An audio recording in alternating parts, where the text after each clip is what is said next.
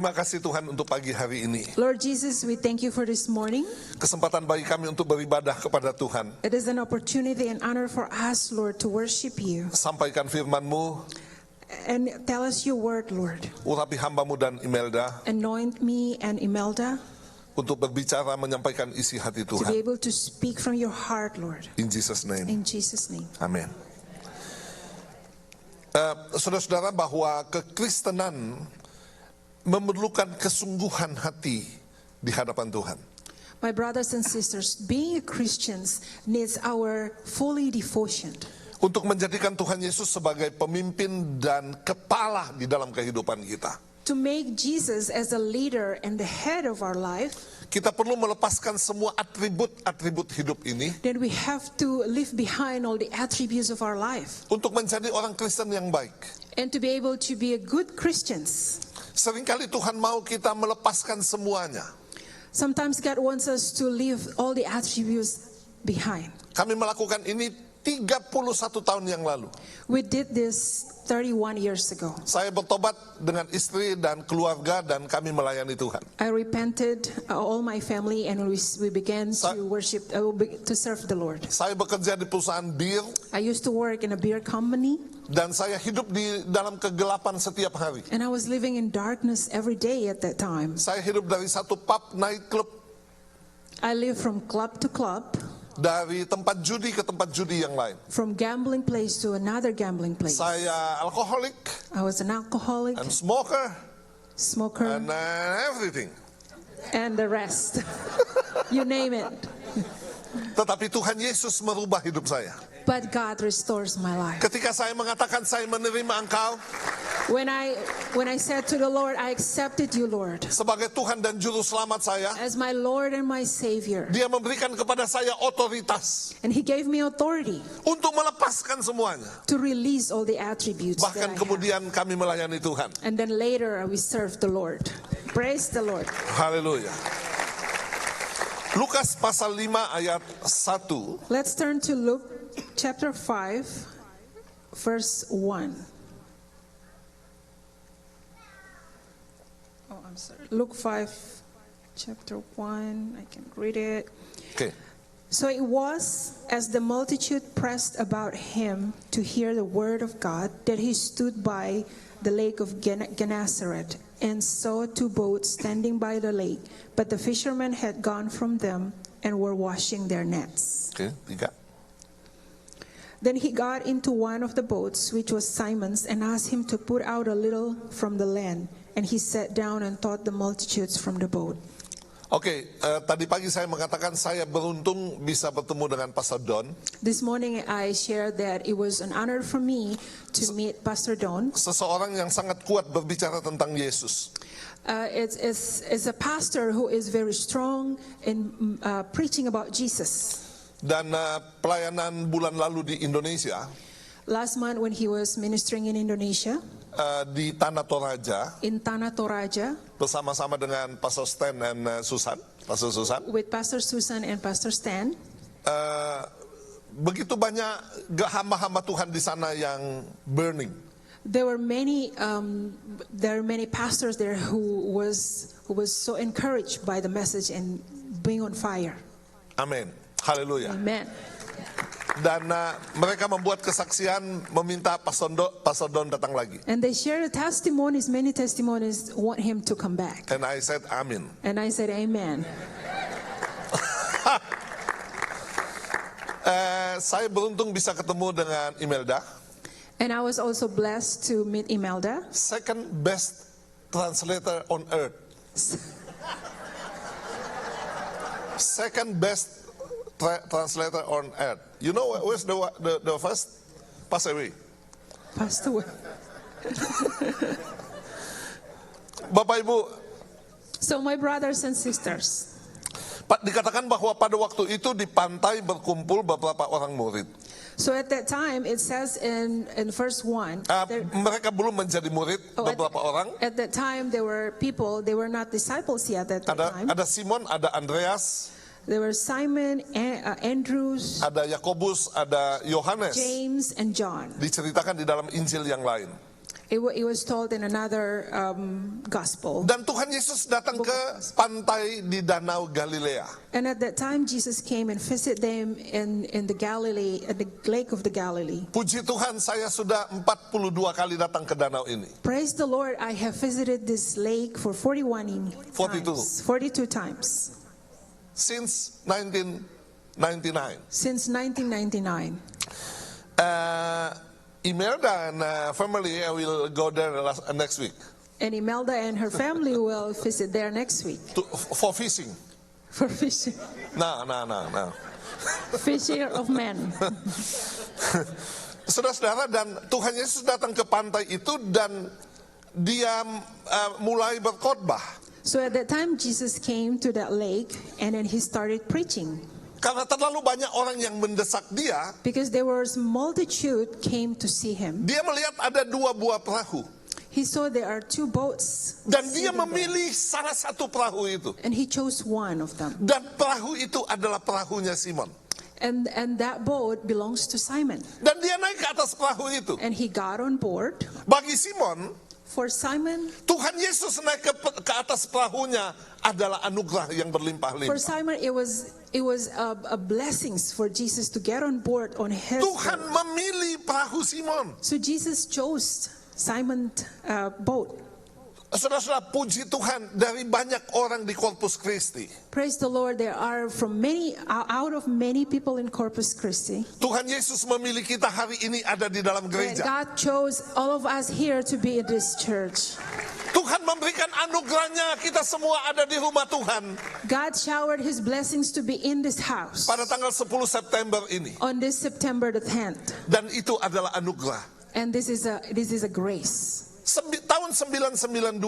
In 1992. Dari begitu banyak orang yang ada di pub dan nightclub. Out of the many people in the pub and nightclub. Tuhan memilih saya. God chose. Wow. Saudara-saudara, Tuhan naik ke atas perahu Simon. So my brothers and sisters, Jesus got on that boat. Dan melakukan beberapa hal. And then He did many things. Yang pertama adalah Tuhan memberikan atau menyampaikan pengajaran. The first one is the Lord Jesus gave teaching or taught the people at that time. Kalau saya mau menggambarkan perahu Simon ini adalah hidup kita. So the boat is the analogy of the boat is like our life. Tuhan mau dari dalam hidup kita harus keluar pengajaran. So God wants out of our life comes the teaching of God. Perkataan-perkataan firman. Comes out the word of God from our life. Perkataan-perkataan yang memotivasi orang lain. Comes out the encouraging words. Yang mendorong orang lain. That can encourage people untuk melakukan kebenaran. To do the truth. Karena begitu banyak saudara-saudara kehidupan kekristenan tidak mengeluarkan perkataan yang baik. Because there are so many Christians' life do not let out the good words from our life. Seringkali kekristenan memojokkan orang, menyakiti hati orang lain. Sometimes we discourage people with our words and we corner people with our words.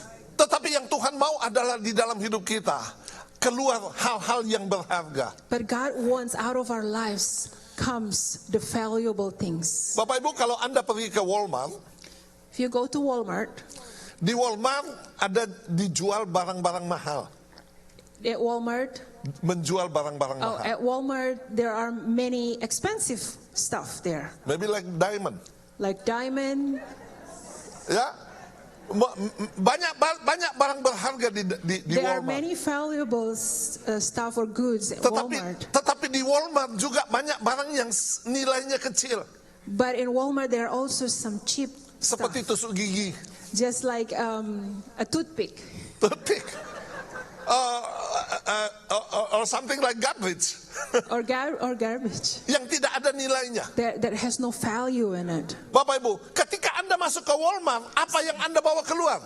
So when we step into Walmart, what do we bring out of Walmart? Ketika kita bertemu dengan orang, when we meet people at Walmart, dan orang itu pergi meninggalkan kita, and the people go away from us, apa yang dia bawa? What do they bring? Sesuatu yang berharga? Is it something valuable? Atau sesuatu yang tidak berharga? or something invaluable. Apakah ketika kita bertemu dengan orang When we meet people dan kemudian kita berpisah, and then we part, apakah with them, kemudian orang itu berkata, saya sangat beruntung bertemu dengan Bapak? do the people will say that I'm so blessed to meet you? Ataukah orang itu berkata, saya sangat menyesal bertemu dengan Anda? Or the other way around, the people will say that I'm sorry to meet you, or I regret meeting you. Yang Tuhan mau adalah yang keluar dari dalam hidup kita, sesuatu yang menjadi berkat bagi banyak orang. So what God wants is from our life will arise or will flow out the good things. to Seperti other ketika people. saya bertemu dengan Pastor Don, Just like when I met Pastor Don, I think I'm so blessing. I saw blessings in his life. Yeah, this is not a lip service. This is from my heart, really. Ya, saudara-saudara, karena dia memiliki sesuatu yang istimewa. Because he has that valuable and very special things. Karena Tuhan yang istimewa memberikan kepadanya sesuatu yang istimewa. Because a special God has given that special things to him. Bapak Ibu, Tuhan mau hadir di dalam hidup kita. God wants to live in our life. Izinkan Tuhan mengendalikan seluruh So kehidupan let kita. God control of our life. Sehingga kehidupan kita mengeluarkan hal-hal yang baik. So that our life, from our life will flow good things. Like diamond. Like diamond. Katakan amin. Say amen. Yang kedua yang Tuhan lakukan di atas perahu And this Simon. is the second thing that Jesus did on Simon's boat. Tuhan memerintah. That God commands. Kalau kita membaca di ayat yang ke-4. Luke 5 verse 4. Okay. Ayat yang ketiga. Okay. Verse 3. Then he got into one of the boats, which was Simon's, and asked him to put out a little from the land. And he sat down and taught the multitudes from the boat. Tuhan memerintah Simon untuk membawa perahunya lebih jauh sedikit dari darat. So God commanded Simon to put out the boat a little further from the land. Dan dari sana Tuhan itu menyampaikan firman. And from there, Jesus taught the people. Bapak Ibu, kekristenan adalah ketaatan kepada perintah. So the life of Christianity is obedience to the command or instructions. Tahun 92, ketika saya mendengarkan firman tentang baptisan air. So in 1992, when I first heard about the message about water baptism, Ya, tanggal 29 April 92. April 29, 1992, Saya mentaati firman itu. I obeyed that word. Saya masuk ke dalam air dan keluar dari dalam air. So I immersed myself into the water. Dan and Tuhan merubah came out, kehidupan saya. And God changed my life. Saudara kasih dalam Tuhan, mentaati firman adalah satu anugerah yang berlimpah-limpah. So obeying the word of God is a grace. Kenapa kita perlu dibaptis? Why do we need to be baptized? Masuk ke dalam air, keluar dari dalam air. Immerse into the water and then out of the water. Kalau Bapak Ibu membaca di Matius pasal 13 Matius pasal 3 ayat 13. When we read from Matthew 3:13. Maka dikatakan maka datanglah Yesus dari Galilea ke sungai Yordan kepada Yohanes untuk dibaptis olehnya. Jesus came from Galilee to John to be baptized by him. Tuhan Yesus sendiri melakukan baptisan air. So Jesus himself did this water baptism Untuk mati dan bangkit to be able to die and to rise again dan menang atas dosa. and overcome the sin. Ayat yang ke-14. Ya, And Matius pasal 3 ayat 14. Matthew 3:14. Matthew 3:14. Do you want me to? Yohanes mencegah dia katanya, you can read it there. Oh, okay. So John tried to prevent him, saying, I need to be baptized by you, and are you coming to me? 15. But Jesus answered and said to him, Permit it to be so now, for thus it is fitting for us to fulfill all. Tuhan Yesus berkata, biarkanlah hal itu terjadi karena demikianlah sepatutnya kita menggenapkan seluruh kehendak Allah. But Jesus answered, Permit it So now, for thus it is fitting for us to fulfill all righteousness of God. Jadi alasan pertama kenapa kita perlu dibaptis, ayat 13 tadi Tuhan Yesus melakukan. So the first reason why we need to baptize is because Jesus did it. Yang kedua adalah The second menggenapkan seluruh kehendak Allah. Is to fulfill all the righteousness of God or the will of God. Ayat yang ke-16. And verse 16, Sesudah dibaptis Yesus segera keluar dari air. after being baptized, he got out the water. Jadi baptisan itu adalah masuk ke dalam air dan keluar dari dalam air. So baptism is immersing inside the water and then comes out of the water. Dia langit terbuka And then the heavens open, dan dia melihat Roh Kudus turun seperti burung merpati ke and atasnya. he saw the Holy Spirit came down like a dove. Kenapa kita perlu dibaptis? Supaya Roh Kudus itu turun ke dalam So kehidupan kita. why do we have to be baptized? So that the Holy Spirit can enter our life. Sehingga kemudian muncul karunia-karunia roh di dalam kehidupan kita. And then after that, there will come out all the gifts of the Holy Spirit. Ayat yang ke-17. And the 17th, Lalu terdengarlah suara dari sorga yang mengatakan, inilah anakku yang kukasihi, kepadanya lah aku berkenan. and suddenly a voice came from heaven, this is my beloved Son, in whom I am well pleased. Kenapa kita perlu dibaptis? So why- Supaya kita diakui oleh kerajaan sorga. So the next one, why do we have to baptize? So that we will be acknowledged by heaven, by the kingdom of God. Jadi jadi kekristenan itu adalah ketaatan kepada perintah Tuhan. So again, Christianity is obedience to the command or instructions of the Lord, Termasuk di dalam mengembalikan persepuluhan. including in giving tithing. Jika Tuhan ada di dalam hidup kita, When God lives in our heart, Dia tidak meminta, He doesn't have to beg us, tetapi Dia memerintah. but He commands us.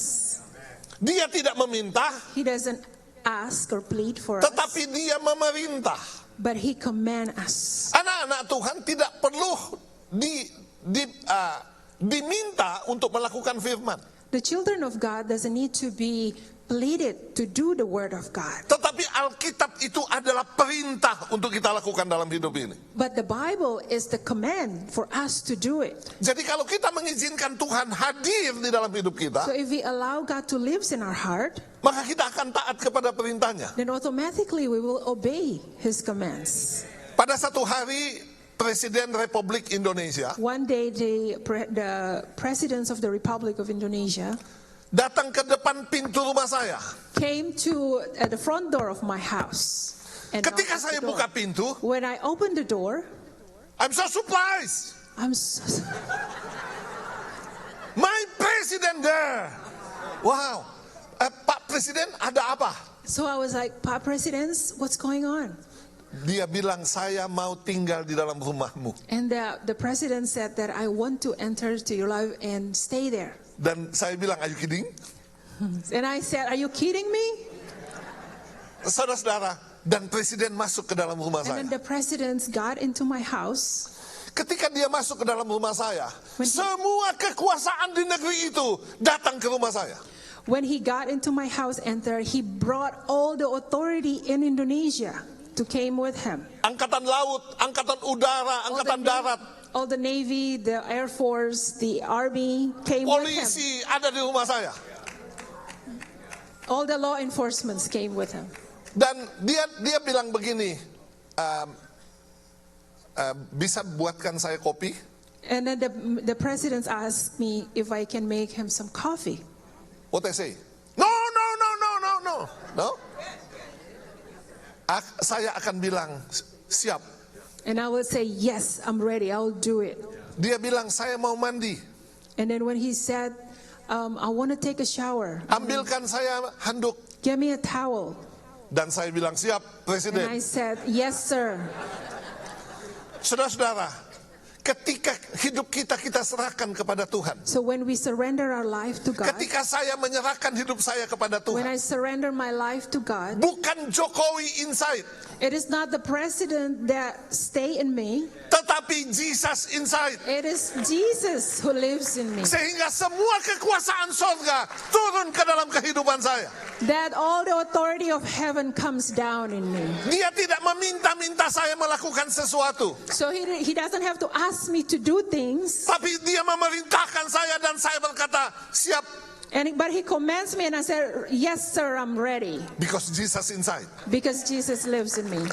Saudara kasih dalam Tuhan, Yesus naik ke perahu Simon dan memberikan perintah. When Jesus got on the boat of Simon, he gave a command. Di ayat yang keempat, Lukas 5 ayat yang keempat, Luke chapter 5 verse 4. Luke 5:4. When he stopped speaking, he said to Simon, launch onto the deep and let down your nets for a catch. Tuhan naik ke atas perahu Simon dan memberikan perintah untuk menebarkan jala. So Jesus got on the boat and gave command to spread the net. Ayat yang kelima. And then the next verse 5. But Simon answered and said to him, Master, we have toiled all night and caught nothing. Nevertheless, at your word, I will let down the net. Simon mentaati perintah yang dia tidak mengerti. Sebenarnya dia tidak mengerti. So Simon decided to obey the command that was, he probably didn't understand much of the command. Ingat saudara-saudara, Yesus itu tukang kayu. Remember, Jesus was a carpenter. Simon datang dari Bethsaida. And Simon came from Bethsaida. Satu kota kecil di tepi Danau Galilea. It is a small town near the Galilee. Dia adalah fisherman. He's a fisherman. Bagaimana mungkin tukang kayu memerintah kepada penjala ikan untuk menangkap ikan? So how could a carpenter commanded a fisherman to catch a fish? Are you kidding? Saudara-saudara, tetapi Simon mentaati perintah sang tukang kayu ini. But Simon obeyed the commands of this carpenter. Sekali lagi, ketika Tuhan Yesus masuk ke dalam hidup kita, So when God lives in us, Dia enter our bukan life, special guest. He's not a special guest. Dia bukan tamu-tamu utama, He is tetapi not, Dia adalah pemilik kehidupan kita. again, he's not our special guest, but he's the owner of Rasul our life. Paulus mengatakan, As Paul said, adapun hidupku bukan aku lagi, melainkan Kristus yang hidup di dalam aku. my life is no longer me, but Christ who lives in me.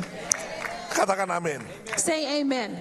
Bapak Ibu, bagi nelayan, perahu itu adalah sarana untuk mencari ikan di danau. So for fishermen, the boat is one of the tools that they use to catch fish. Tuhan mau perahu kita ini adalah untuk mencari jiwa. So God wants our life, which is the boat, to catch for a man, fisher of men, to be fisher of men.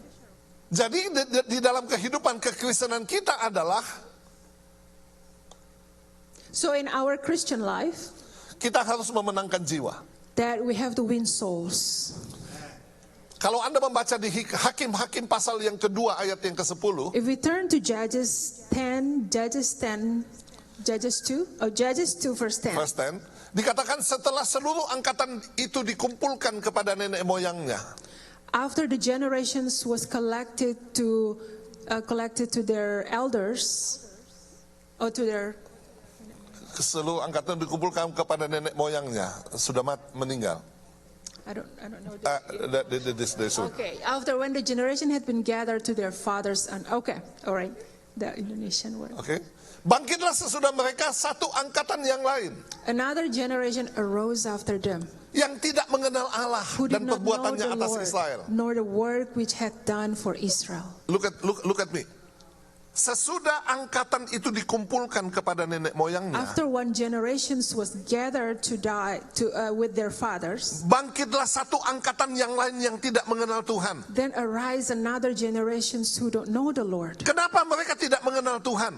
So why they don't know the Lord, that generation? Karena angkatan yang pertama tidak menyampaikan firman. Because the previous generations didn't spread the gospel or the word of God.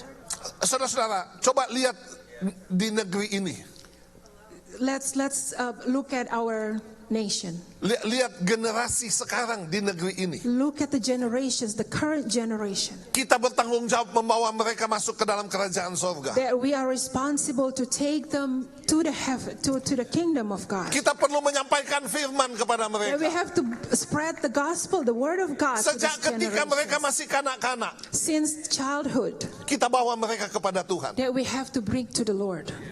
Katakan amin. Say amen. Jadi boat ini harus menjadi penjala manusia. So this boat of life needs to be fishermen. Dimulai dari dalam rumah tangga kita And sendiri. it needs to start from our family. Istri, suami, anak-anak, cucu-cucu. Husband, wife, children, and our grandchildren.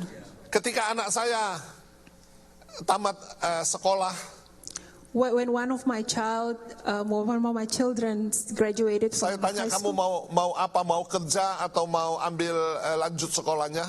so I asked him, what does he want to do after graduation? And he said to me that I want to be a pastor. And now he is a pastor too in our church. Saudara kasih dalam Tuhan, the next generation itu harus kita selamatkan. So we need to save the next generation.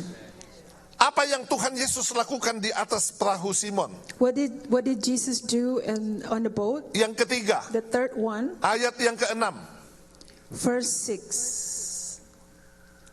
Luke chapter 5, Luke 5:6. 6. And when they had done this, they caught a great number of fish, and their net was breaking. Bapak Ibu, kalau Tuhan itu ada di dalam hidup kita, maka Dia akan melepaskan berkat. So when God lives in our life, He will release blessings. Ketika Simon taat kepada perintah menebarkan jala di sebelah And when kanan, Simon obeyed to the command Maka to dia menda- spread the net, maka dia mendapatkan banyak berkat. so he received the blessings in return. Artinya apa? So what does it mean? Ada berkat di dalam ketaatan. There's blessings in obedience. Seringkali melampaui segala akal. And it will surpass our all understanding. Tetapi saudara mesti berhati-hati kepada berkat. But we have to be very cautious with blessing. Salomo terjebak kepada salah satunya adalah berkat. Remember, Solomon was trapped in blessings. Selain daripada wanita, Other than women, 1,000. 1,000 women. Yang membingungkan saya adalah What make me confused is Salomo mempunyai 1,000 mama mertua. that Solomon has 1,000 in-laws.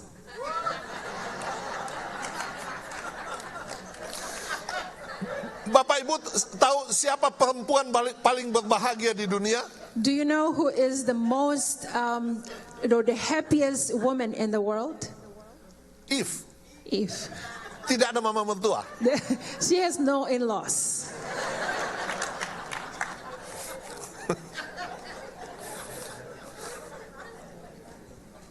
Alkitab mengatakan Salomo mendapatkan 666 talenta emas setiap tahun. Solomon received 666 of golden talents.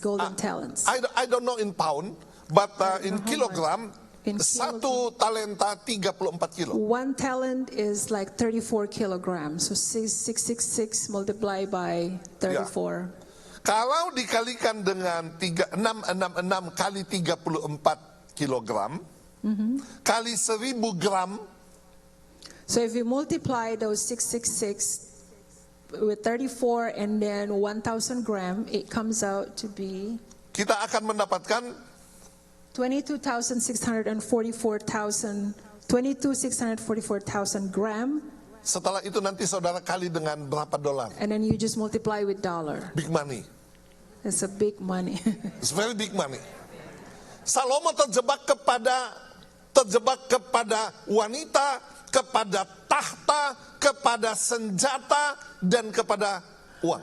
All right, Solomon got trapped in women, fame, a weapon, and money. Dan one more. Dan kemudian Salomo adalah orang yang mencondongkan hatinya kepada berhala-berhala istri-istrinya. And Solomon's heart was leaning toward the idols of his wives. Karena dia mempunyai banyak uang, dia bisa mendapatkan banyak wanita. Because he has so much money, he was able to get these wives. Bapak Ibu, berkat tidak boleh menjadi kutuk di dalam kehidupan kita. Blessings cannot be cursed in our life. Katakan amin. Say amen. Tadi pagi saya cerita seperti Pastor Don katakan, This morning I shared tentang ada seorang anak muda di Lukas pasal 18 about this young ruler in Luke 18 yang datang kepada Yesus who came to Jesus dan berkata, apa yang harus aku lakukan untuk memperoleh hidup yang kekal? and asked, what shall I do to receive eternal life? Lalu Tuhan mengatakan, jangan mencuri, jangan membunuh, So Jesus said that do not steal, do not kill, jangan berzina, jangan berdusta, do not commit adultery, and do not lie, dan hormatilah ayah ibumu. and honor your parents. Kenapa Tuhan menyebutkan 5 hukum padahal ada 10 hukum? So Jesus only mentions 5 commandments at that time, but we know that there are 10 of them. Kalau Anda membaca 10 perintah Allah, So if you read those 10 commandments, 4 perintah yang pertama berhubungan antara manusia dengan Tuhan. the first 4 commandments is about the relationship, the vertical relationship between God and man. Jangan ada padamu ilah lain, Do not have another God in your life. jangan membuat patung dan jangan sujud menyembah Do kepadanya. not make idols and worship their idols. Jangan menyebut nama Tuhan Allahmu dengan sembarangan. Do not mention God's name in vain, Kuduskanlah hari Sabat. and respect the Sabbath. 4 hukum tambah 5 hukum. Those 4 commandments plus 5 commandments. Ada 1 hukum yang Tuhan tidak sampaikan. So there is 1 commandment that Jesus didn't mention to him, which Jangan mengingini apa milik sesamamu manusia. is do not covet. Berbicara tentang mamon, It talks about mammon, bicara tentang uang. talks about money. 9 hukum sudah dilakukan oleh anak muda ini. So this young ruler was able to do those 9 Lukas commandments pasal 18. in Luke 18. Dan Tuhan bilang, kalau begitu 1 lagi yang perlu engkau lakukan. And Jesus reminded him, okay, 1 more that you have to do. Pergilah, juallah seluruh hartamu, bagi-bagikanlah kepada orang miskin, dan datanglah kemari, ikutlah aku. That you have to go and sell out all your stuff and then come to me and follow me. Dan anak muda itu pergi dengan sedih And this sebab young banyak ruler- hartanya. This young ruler became very sad because he had a lot of wealth in his life. Lalu Tuhan Yesus bilang begini, And Jesus said, alangkah sukarnya orang kaya masuk ke dalam kerajaan surga. it is so difficult for the rich to enter the kingdom of heaven. Lebih mudah seekor onta masuk ke dalam lubang jarum, It's easier for camel, a camel to enter to the islet of a needle daripada orang kaya masuk surga. than for the rich to enter the kingdom of God. Lalu kemudian para murid bilang, kalau begitu siapakah yang akan diselamatkan? And his disciples said that who else can be saved then? Tetapi Tuhan mengatakan, But Jesus said, apa yang mustahil bagi manusia tidak di hadapan Tuhan. what's impossible for man is possible for Lukas God. pasal 18 sekarang. This is in Luke 18. Masuk ke Lukas pasal 19 So when we go to Luke 19, ayat 1 sampai ayat 10. verse 1 to 10, Ayat 1, Yesus berjalan masuk dan melintasi kota Yeriko. so Jesus was walking through the Jericho. Ayat yang kedua, ada seorang di sana yang bernama Sakeus, kepala pemungut cukai, dan ia orang yang sangat kaya. And Zacchaeus, a wealthy man, lived in that city. Rich man. Richest man. Rich man, Rich man. Orang yang sangat kaya. the rich man. Banyak uangnya. He has a lot of money. Oke? Lalu ayat yang ketiga, dia ingin melihat siapakah Yesus itu. And then in the next verse, it says that he wants to come and meet Dia Jesus. panjat pohon So ara he climbed up the fig tree untuk melihat Yesus. to see Jesus from the fig tree. Kenapa saudara-saudara? Sebab orang banyak sudah mendahului dia. Because there were so multitudes that came before him. He is late man. He's a late man. Lalu kemudian Yesus datang ke pohonnya dan berkata, Sakeus, turunlah, hari ini aku harus menumpang So di rumah. Jesus got to the tree and then says, come down and meet me. Ayat yang ke-6, dia menerima Yesus dengan sukacita. And verse 6 said that Zacchaeus received Jesus Joy to gladly. the world, the Lord is come. Amin. Ya, dia menerima Yesus dengan sukacita. Ayat yang ke-7, So he received Jesus. And then on verse 7, ayat yang ke-7, orang bersungut-sungut, dia masuk ke dalam rumah orang berdosa. on verse 7, the people was murmuring, saying, "Oh, Jesus came to the sinner's house." Ayat yang ke-8, Sakeus membuat sebuah pengumuman. And on verse 8, Zacchaeus made an announcement Separuh dari hartaku aku berikan kepada orang miskin. that half of my wealth I will give it to the poor. Kalau ada yang aku peras, aku ganti 4 kali lipat. And if I've done wrong to some of them, I will restore fourfolds. Dan saya percaya tiba-tiba pada waktu itu Sakeus menjadi miskin. And I believe that at that time he became poor. Tetapi ayat yang ke-9 Tuhan berkata, sungguhnya pada hari ini terjadi keselamatan di dalam rumah ini. But the next verse said that today the salvation has come to the Ingat house. saudara-saudara, Lukas pasal 18, Remember Luke 18? orang kaya sukar masuk surga. That the rich man is hard to enter into the kingdom of God. In verse Lebih 18. mudah seekor onta masuk ke lubang jarum It is hard for the camel to get into the islet of a needle daripada orang kaya masuk than surga. to the rich man to enter the kingdom of Tetapi God. Tuhan bilang yang mustahil But bagi manusia again, Jesus said, what impossible for tidak di man, hadapan Tuhan. it is possible for Itu God. sebabnya ketika Tuhan datang di Yeriko, Tuhan visit Yeriko. Therefore, when Jesus came to Jericho, he Itu adalah visited. anugerah yang berlimpah-limpah. That's grace. Karena Abundant grace. Tuhan datang ke Yeriko, terjadi salvation. Because of his visitation to Jericho, salvation came to Jericho. Jadi ketika Tuhan masuk ke dalam hidup kita, So when God came to our life, percayalah Anda mendapatkan keselamatan. believe that we receive salvation. Katakan amin. Say amen. Sekarang, bagaimana membuktikan keselamatan pada diri Sakeus? So how do we prove salvations in Zacchaeus? Karena Lukas pasal 19 terjadi keselamatan. In Luke 19:9 it says, "Today salvation has come to this house." Yaitu ketika Sakeus melepaskan mamon. So the salvation comes when Zacchaeus released the mammon. Maka Alkitab berkata engkau tidak dapat mengabdi kepada dua tuan. So the Bible says we cannot worship two gods. Tuhan, God, mamon. the true God and the mammon. Engkau harus memilih apakah pilih Tuhan We have atau to- pilih mamon. We have to choose one, God or mammon. Sebelum Tuhan masuk ke rumah Sakeus, yang berkuasa di dalam hidupnya adalah mamon.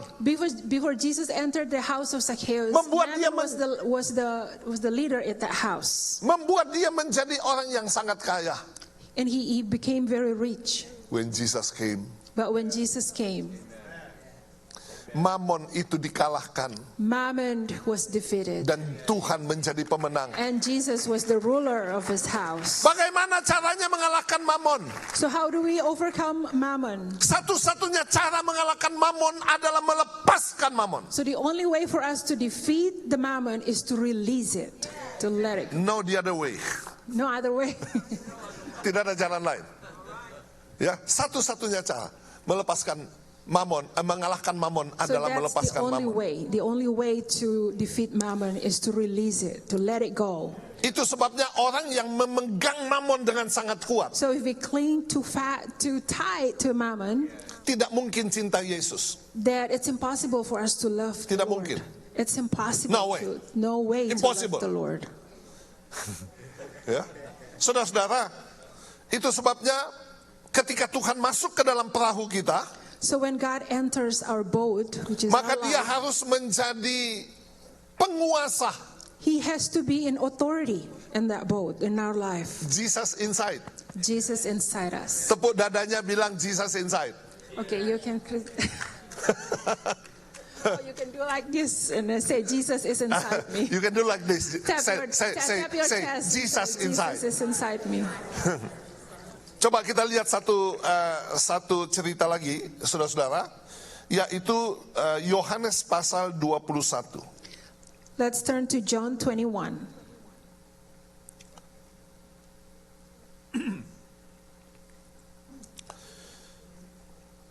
Ayat yang kelima.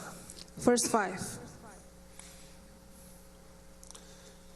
John 21, 5. Then Jesus said to them, "Children, have you any food?" They answered him, "No." No. Yeah, no. They said no. They said no. Oh, okay. No food. You have food? Here? No. we have food in the restaurant in the house. Here? No. Kenapa para murid tidak punya makanan? Why the disciples said they don't have any food? Mereka baru saja mengalami sesuatu yang sangat menggoncangkan iman mereka. Because they were just experiencing something that shake their faith. Tuhan yang mereka sembah disalibkan di Golgota. At that time, before that, the Jesus that they worship was just got crucified in Golgotha. Itu sebabnya mereka meninggalkan Yerusalem dan kembali ke Danau That's Galilea. why they left Jerusalem and returned to Galilee. Ada 7 murid di sini.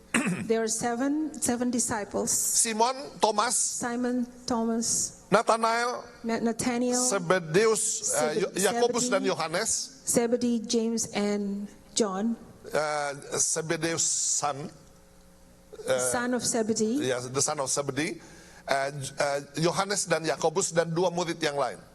John and Jacob, and other 2 disciples. Dan mereka mencoba untuk pergi mencari ikan, And they were trying to catch for fish, tetapi malam itu mereka tidak apa-apa. but they couldn't get anything. Sehingga mereka tidak punya lauk pauk. That's why they said they don't have any food. So sorry. No food, no nothing. Saudara-saudara, pada waktu itu Yesus datang kepada mereka. So at that time, Jesus came to them. Tuhan menyuruh menebarkan jala di sebelah kanan. And Jesus asked them to spread the net Kenapa on sebelah the kanan? right hand side. Kenapa sebelah kanan? Why right hand side?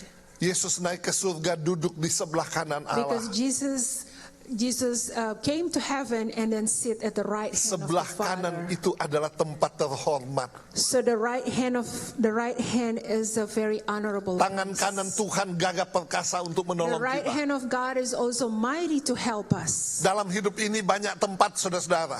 In our life there are many places, Tapi hari ini Anda ada di gereja, ini adalah tempat terhormat.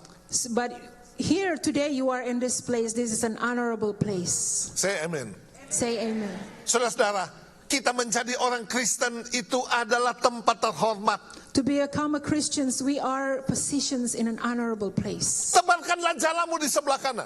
Therefore, spread the net on the right hand side. Dan mereka menangkap banyak sekali ikan. And they caught so many fish, 153 ekor. 153 fish. Kalau Anda membaca Anda melihat di dalam aksara Ibrani, If you look it up in Hebrew dictionary, ya, maka bahasa Ibrani adalah satu-satunya bahasa yang numbering.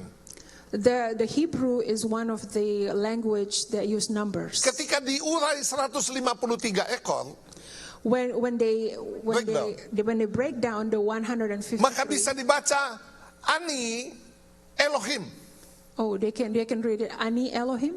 Akulah Yesus, akulah Tuhan. I am Jesus. I am the Lord. The Saudara-saudara, 153 fish. pertama kali Petrus dipanggil menjadi penjala manusia, The first time Peter was called to be the fisherman, Tuhan menyuruh menyebarkan jala, God asked him to spread the net, mendapatkan berkat yang sangat besar.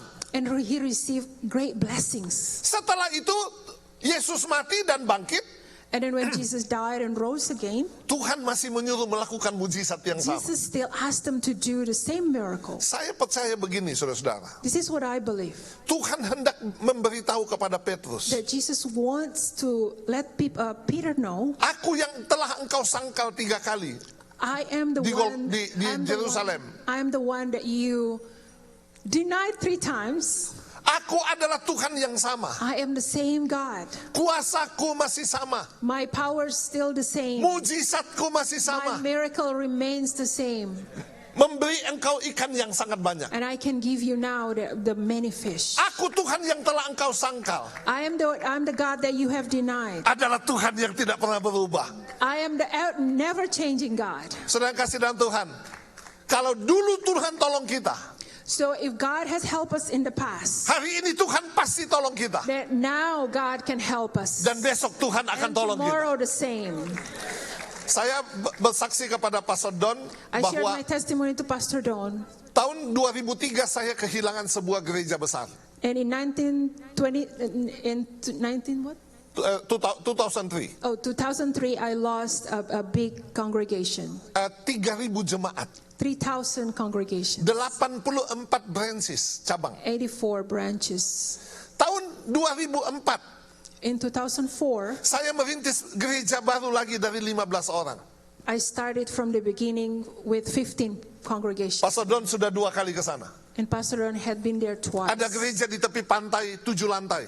There was a church near the oceans with seven stories. Saudara-saudara, dan Tuhan bilang kepada saya waktu baru memulai, When I first started, God told me dulu aku tolong engkau, that I helped you in the past, aku Tuhan yang sama, and I'm still the same akan God. tetap menolong engkau. I will help you all the time. Sedang kasih dalam Tuhan, So my brothers and Tuhan sisters, memberitahu kepada Petrus, That God aku told- tidak pernah berubah. God told Peter that I will never change. Tuhan Yesus yang kita sembah adalah Tuhan yang tidak pernah berubah. Jesus Christ that we worship never change. Itu sebabnya kalau dulu Tuhan tolong, ingat, catat. So when you receive help from God before, take note of that. Ingatlah kepada waktu yang sangat berharga itu. Remember what He has done in the past. Sehingga ketika kita menjalani hidup ini, So when we experience the next step, kita bertemu dengan persoalan, when we encounter many problems, or kita akan issues, ingat dulu Tuhan tolong, We Tuhan will yang sama akan menolong saya we will pada hari remember ini. the same God who has helped us in the past. Katakan amin. Say amen. Apa yang terjadi dengan Petrus? So what happened to Peter? Ayat 7. Verse 7. What? Look. No, John 21:7. June Itu di 21:7. sana. Therefore that disciple whom Jesus loved said to Peter, "It is the Lord." Now when Simon Peter heard that it was the Lord, he put his outer garment, for he had removed it, and plunged into the sea. Lihat kepada saya, saudara-saudara. Look at me. Dia mendapatkan ikan yang banyak. So he received many fish. Dia lihat Yesus. He looked at Jesus. Dia tinggalkan ikannya, terjun. And then Pergi ketemu Yesus. he left the fish and then ran after Jesus. Setelah dia bertemu Yesus, When he met Jesus, ayat yang ke-11.